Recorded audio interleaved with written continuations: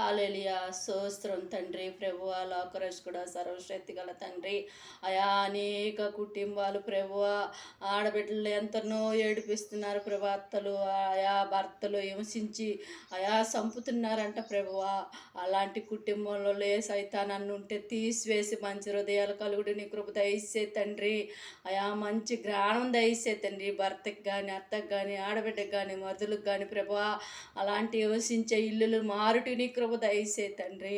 అలాగే ప్రభా స్తోత్రం తండ్రి, ఎందరో తల్లులు ఏడుస్తున్నారు ప్రభా ఆడబిడ్డల కోసం. ఆడపిల్ల జీవితాలు నాశనాలు అయిపోతున్నాయి అని ఏడుతున్నారు ప్రభా.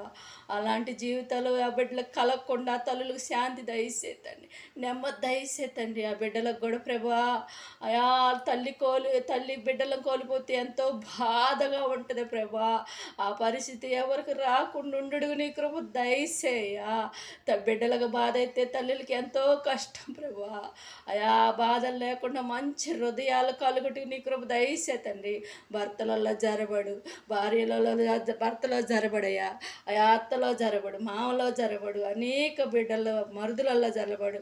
అందరినీ స్పష్టత కలుగుటికి మంచి కుటుంబంగా మారుటికి నీ కృప దయచేయమని నా చిన్న ప్రార్థన ఒక్కసారి జ్ఞాపకం చేసుకోమని యేసయ్య నీ పాదాలలో ఉండమని యేసు నామమున అడుగుతున్నాను తండ్రి.